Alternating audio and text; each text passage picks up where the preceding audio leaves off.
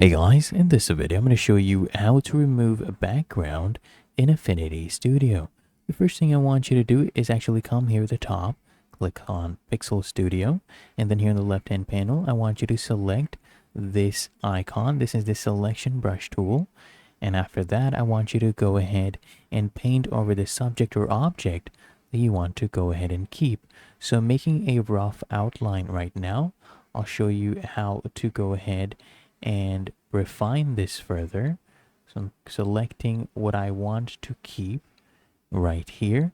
And once you're done with this process as such, what I need you to do, I need you to come here at the top. You'll see this button that says refine. And we are going to go ahead and click there on refine.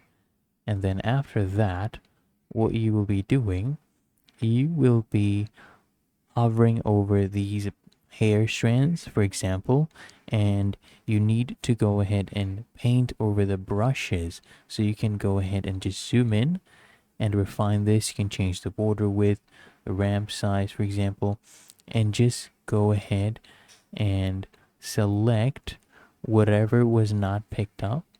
Go ahead and select that. As you can see right here, everything here in red had not been picked up originally. So I want you to just go ahead and refine that. Once you're done, just go ahead and click on apply. Of course, there's hair strands here as well. Just go ahead and refine that. And once you do that, those will also be selected.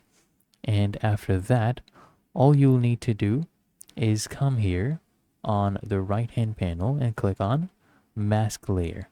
And once you do that, as you can see, the background is gone. If you want to get rid of these marching ants, you just come here, click on view, then you have show, hover over that, and then just toggle this one off. This is pixel selection, and there you go. You can export this.